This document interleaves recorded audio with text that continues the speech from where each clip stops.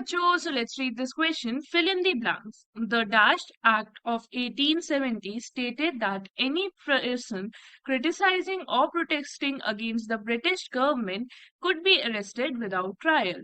So basically इसमें क्या पूछा गया है कि ऐसा कौन सा एक्ट था जो कि रिलीज हुआ था 1870 में, और उस एक्ट ने क्या स्टेट किया था, अगर किसी भी इंसान ने ब्रिटिश गवर्नमेंट की कोई भी कुछ भी अगर उसको क्रिटिसाइज किया या फिर उसके अगेंस्ट प्रोटेस्ट किया, तो उस पर्सन को अरेस्ट कर लिया जाएगा बिना किसी सुनवाई के।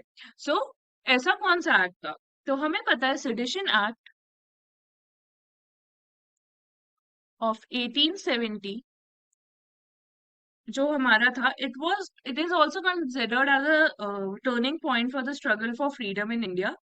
और सेडिशन एक्ट के अकॉर्डिंग अगर हम बात करें, so any person protesting or criticizing the British government, protesting or criticizing the British government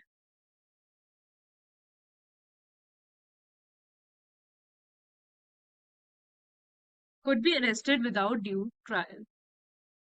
तो ये एक्ट यही कहता था कि अगर कोई किसी भी इंसान ने प्रोटेस्ट किया या फिर ब्रिटिश गवर्नमेंट को क्रिटिसाइज किया, तो उसको बिना किसी सुनवाई के अरेस्ट किया जा सकता है विदाउट